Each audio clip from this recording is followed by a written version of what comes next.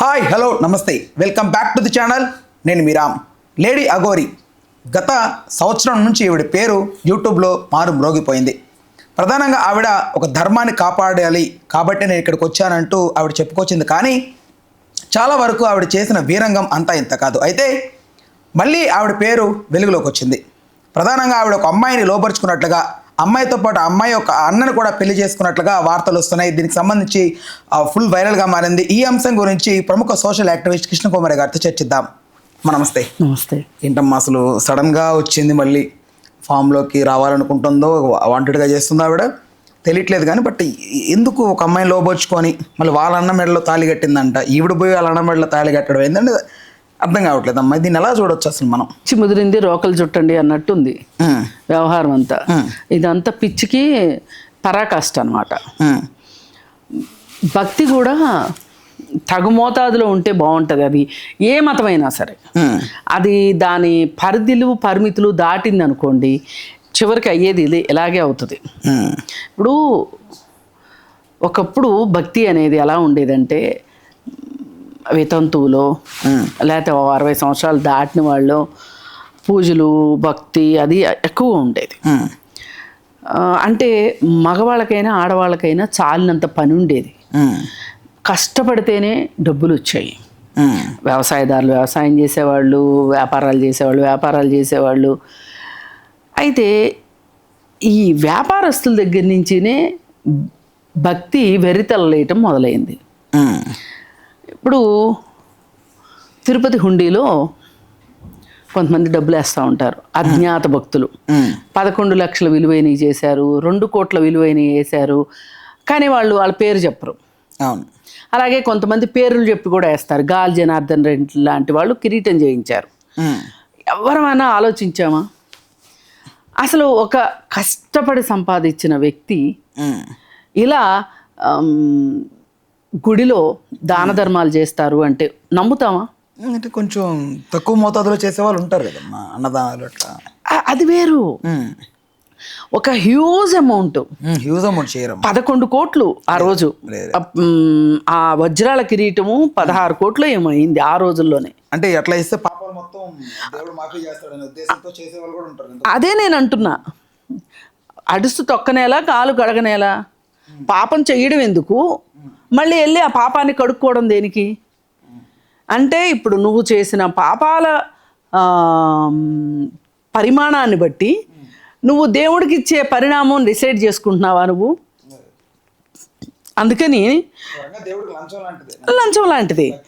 ఇప్పుడు ఒక రైతుకి లంచం ఇవ్వాల్సిన అవసరం ఏంటి చెప్పండి? మహా అయితే ఏమి ఇస్తాడు అంటే, వాళ్ళ పొలంలో ఆ ఊరు దేవతో ఎవరో ఉంటారు, ఆ ఏరియాని బట్టి ఒక కొండకోమలయ్యనో లేకపోతే గంగానమ్మనో లేకపోతే ఇంకొకళ్ళు వాళ్ళకి అసలు ఇంతంత చేయాల్సిన అవసరం లేదు. కొంచెం ఏదో వండి పెడతారు. ఒక కోడి పుంజుని బలిచ్చేవాళ్ళు ఒకప్పుడు. ఇంకొంచెం ఈ మేకల మందలు ఇవి పెంచేవాళ్ళు అయితే ఒక మేకను బలిచ్చేవాళ్ళు. వాళ్ళు ఏంటంటే దానికోసం పెద్ద ఖర్చు పెట్టేవాళ్ళు కాదు. వాళ్ళ ఇంట్లో పెరిగిన కోడో వాళ్ళ ఇంట్లో పెరిగిన మేకనో బలిచ్చేవాళ్ళు.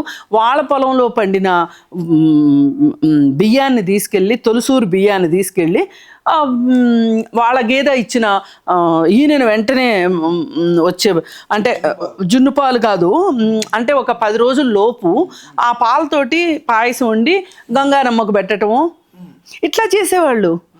అంతేగాని ఇలా కోట్లు లక్షలు దేవుడి గుళ్ళకి ఇచ్చేవాళ్ళు రైతులైతే ఇవ్వరు. ఎందుకంటే వాళ్ళ కష్టం విలువేంటో వాళ్ళకి తెలుసు. ఒక ఉద్యోగస్తుడు, ఒక గవర్నమెంట్ ఉద్యోగి మ్యాక్సిమం ఎంత చేస్తాడండి దేవుడి గుడికి? మహా అయితే అదే ఒక కాంట్రాక్టర్ అయితే ఎక్కువ ఇస్తాడు, ఇంకెక్కువే ఇస్తాడు. బడా కాంట్రాక్టర్లు అయితే లక్షలు ఇచ్చేవాళ్ళు ఉన్నారు. నేను ఎందుకు చెప్తున్నా అంటే, మీకు వచ్చే డబ్బులను బట్టే మీకు భక్తి అనేది, మీకు ఎంత అక్రమ సంపాదన వస్తే మీకు భక్తి అంత ఎక్కువ ఉంటుంది అనేది క్లారిటీ. కాదు. ఎవరికైనా ఆస్తికులకి నా మీద కోపం రావచ్చు, కానీ మీరు రియాలిటీలోకి రండి. అసలు మన జీవితాల్లో భక్తి ఎంత అవసరం, ఎందుకు అవసరం, ఏంటి అనేది ఆలోచించాలి. ఇవాళ ఈ అఘోరి విషయం వచ్చింది. నేను డే 1 నుంచి అసలు అఘోరి అనొద్దు ఈ అమ్మాయి ఏమని, ఈమె పింకీ అలయాస్ శ్రీనివాస్, ఆ అమ్మాయి ఒక ట్రాన్స్జెండర్ లాగా ఉండకుండా నాకేవో మహిమలు ఉన్నాయి అని చెప్పి అదని చెప్పి ఇదని చెప్పి కబుర్లు చెప్పి ఒక విధ్వంసం సృష్టిస్తుంది. దాదాపు ఈ అమ్మాయి ముత్యాలమ్మ టెంపుల్లో విగ్రహాన్ని ఏదో నరికేశారనో ఏదో పగలగొట్టారన్న దగ్గర నుంచి ఈ అమ్మాయి బయటకు వచ్చింది. అంతకుముందు కూడా ఉందంట, ఆ ఏరియాలో మీకు పూజలు చేస్తాను, మీరు నాకు డబ్బులు ఇవ్వండి అని చెప్పి వాళ్ళ తమ్ముడు ద్వారా డబ్బులు వసూలు చేసి వాళ్ళ తమ్ముడు ఒక మంచి ఇల్లు కట్టుకున్నాడు. అయితే ఇప్పుడు వాళ్ళ అమ్మ నాన్న జీవన స్థితిగతులు ఏం పెద్దగా మారలా. నేను 7 ఏళ్ళప్పుడే వెళ్ళిపోయాను, అక్కడెక్కడో ఉన్నాను, ఎన్నో సంవత్సరాలు ఉన్నాను, అది వారణాసిలోనే ఎక్కడో ఉన్నాను అని చెప్తుంటాడు కదా. ఏదైనా సరే అతను నాకు అనిపిస్తున్నంతలో అతను ఒక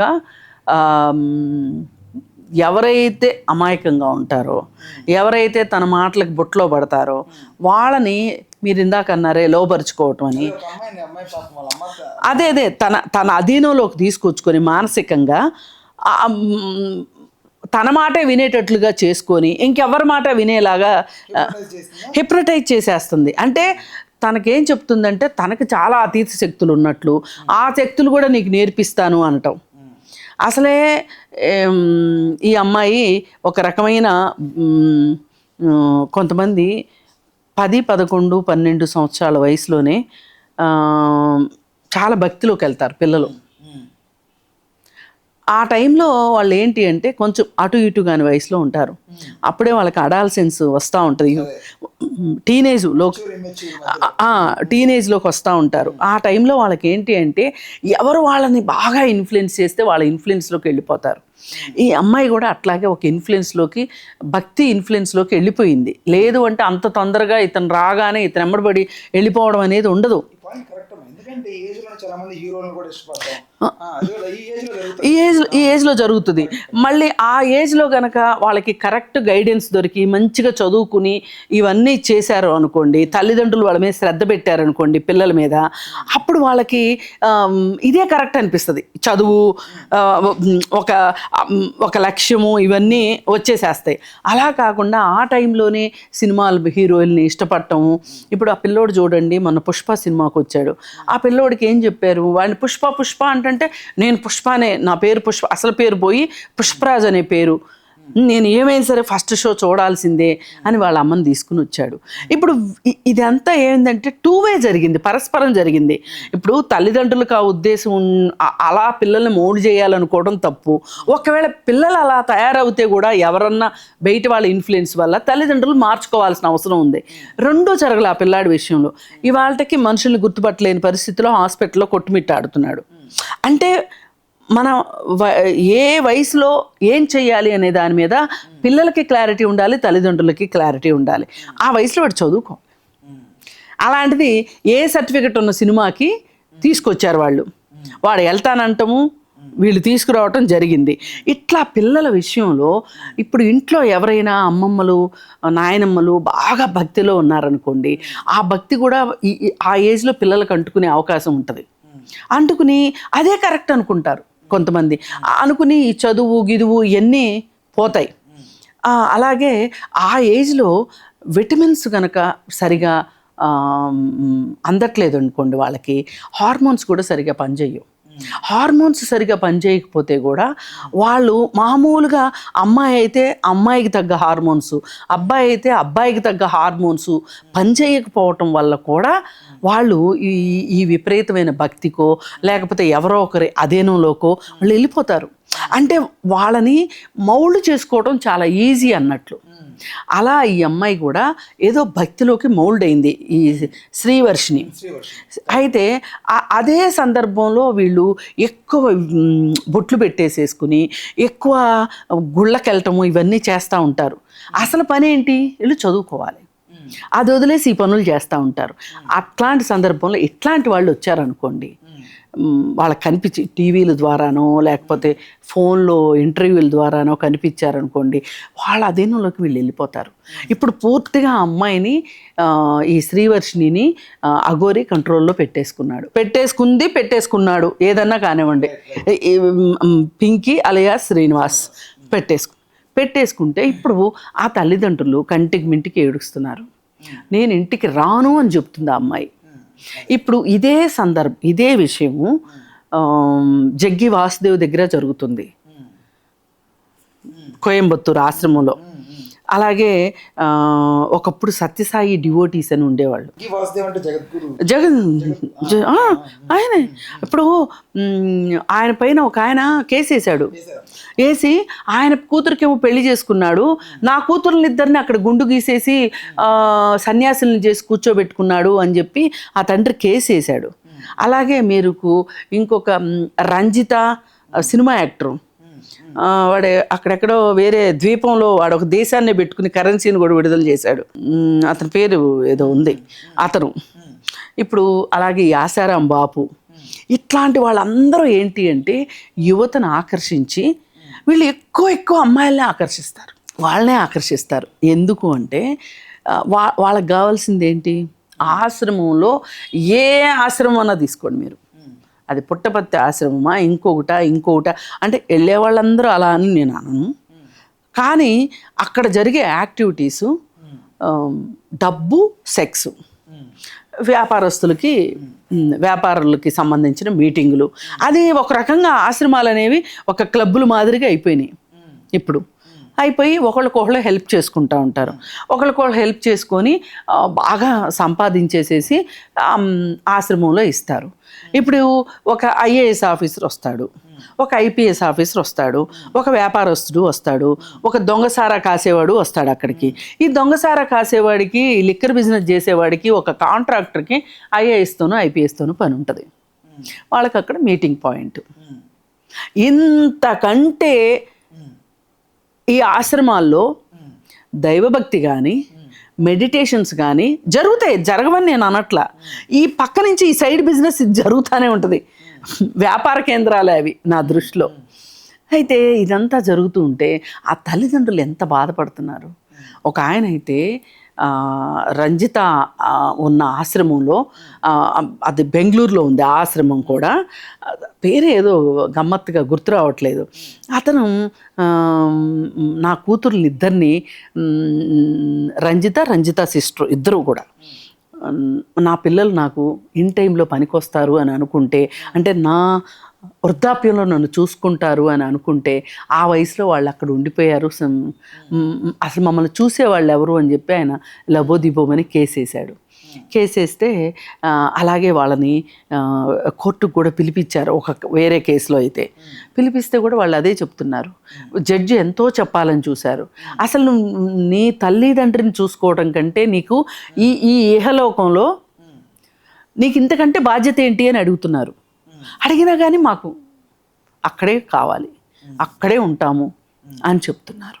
ఇది ఒక రకంగా చాలా బాధాకరమైన విషయము. ఈ విషయంలో ఇప్పుడు ఈ శ్రీవర్షిణి కూడా మనము అఘోరి ఈ పింకీ అలియాస్ శ్రీనివాస్ని ఒక రకంగా చాలా తక్కువ అంచనా వేసామో అనిపిస్తుంది. ఎక్కువ తక్కువ అంచనా వేసాం. ఎందుకంటే ఒక అమ్మాయి అతని మాటలు విని నమ్మి తల్లిదండ్రులను వదులుకొని భవిష్యత్తును వదులుకొని వెళ్ళిపోతుంది అంటే, అతనితోటి నేను రాను అని చెప్తుంది అంటే, తల్లి కని పెంచి పెద్ద చేసి చదువు చెప్పించి ఇంత చేసిన తల్లిదండ్రులకి ఆ అమ్మాయి డోకా ఇచ్చి వెళ్ళిపోతుంది అని అంటే ఎంత బాధాకరం అండి. ఇప్పుడు ఆ తల్లిదండ్రులు 100% సౌండ్ మైండ్తో ఉన్నారు. వాళ్ళకి తెలుసు వీడెంత వెధవ, ఈ ట్రాన్స్జెండరు, వీడు ఏం చేస్తాడు నా కూతుర్ని. అంటే ఇతనికి ఓకే లైంగిక కోరికలు వచ్చేదానికి ఇతను మగాడు అంటే కాదు, ట్రాన్స్జెండర్ గా ఉంటే అమ్మాయిని తీసుకెళ్ళి ఏం చేస్తాడు అమ్మాయిని అనేది అదే అర్థం కావట్లా. అసలు నిజంగా అతను ట్రాన్స్జెండర్గా మారాడా మారలేదా అది కూడా ఇప్పుడు అనుమానంగా ఉంది. ఇప్పుడు ఈ అమ్మాయిని తీసుకెళ్ళటం విషయంలో ఏ స్వార్థము లేకుండా కేవలం భక్తి కోసం ఆ అమ్మాయిని తీసుకెళ్ళాడు అంటే మటుకు ఎట్టి పరిస్థితుల్లో నమ్మే ఉద్దేశమే లేదు. అతను ఏ రోజైతే నాకు ఒక గుడి కావాలి అని అడిగాడో, నాకు ఒక జాగా కావాలి అని అడిగాడో, నేను ప్రశాంతంగా చేసుకుంటాను అంటే ఏంటి అంటే ఒక చిన్న స్థలం ఎవరైనా ఇచ్చారనుకోండి, నెమ్మదిగా దాన్ని పెద్దది చేసేసుకుని అదొక వ్యాపార కేంద్రంగా చేసుకోవాలన్నదే అతని ఉద్దేశం. దానికి ఇప్పుడు ఈ అమ్మాయి ద్వారా అలాంటి కోరికను ఏమైనా నెరవేర్చుకుంటాడేమో చూడాలి. ఏం జరుగుతుంది రేపేంటి అనేది మనం చెప్పలేము. ఇప్పుడు చేయి దాటిపోతుంది పరిస్థితి. ఈ పరిస్థితుల్లో వాళ్ళు మానవ హక్కుల సంఘాలను కానీ లేదా కోర్టులను కానీ ఆశ్రయించాలి. ఇప్పుడు ఒక రకంగా నేను మేజర్ని నా ఇష్టం అన్నట్టు మాట్లాడుతుంది ఆ అమ్మాయి. అంటే భక్తి దగ్గరకు వస్తేనేమో మూఢత్వం, రియాలిటీలోకి వచ్చేసరికేమో చట్టం ఆశ్రయం పొందుతున్నారు.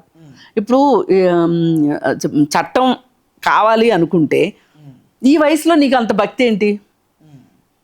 ఇప్పుడు మామూలుగా శాస్త్రాలు పురాణాలు కూడా ఏం చెప్తున్నాయి, వానప్రస్థాశ్రమంలో అంటే గృహస్థు ధర్మం అయిపోయిన తర్వాత వానప్రస్థాశ్రమం అని చెప్తున్నారు.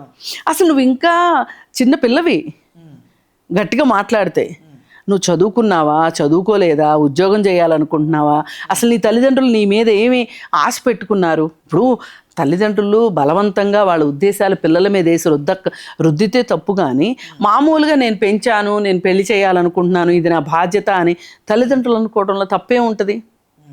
వాళ్ళని అణిచేస్తే అది వేరే విషయం. ఇప్పుడు వేరే కులం అబ్బాయిని చేసుకుంటాను అంటే మీరు ఏదైనా చేస్తే అది తప్పు అవుతుంది. కానీ అందరిలాగా నా కూతురు కూడా పెళ్లి చేసుకోవాలి, ఆ బాధ్యత మేము నిర్వర్తించాలి, మాకు మన సంతానం కావాలనుకోవడంలో తప్పు లేదు కదా. ఈ బూటకపు భక్తితోటి ఇల్లు వదిలి వెళ్ళిపోతే వయసులో ఉన్న ఆ అమ్మాయి ఏమవుతుంది, ఆ అమ్మాయికి రక్షణ ఉంటుందా ఉండదా అనే భయం తల్లిదండ్రులకు ఉండదా? వాళ్ళ అన్నయ్యతో కూడా ఏదో ఎసరు పెట్టుకుందంట, వాళ్ళ అన్నయ్య మెడలో తాళి కట్టిందంట. అసలు వాడు ఎలా కట్టించుకున్నాడో, అమ్మాయి అదే ఈ అఘోరి వెళ్ళి అతని మీద పడుతోంది, అతను ఏదో చేస్తోంది, హంగామా చేస్తోంది. అది అడిగితే రీల్ చేయడానికి అఘోరికి రీల్స్ ఏం పని చెప్పండి.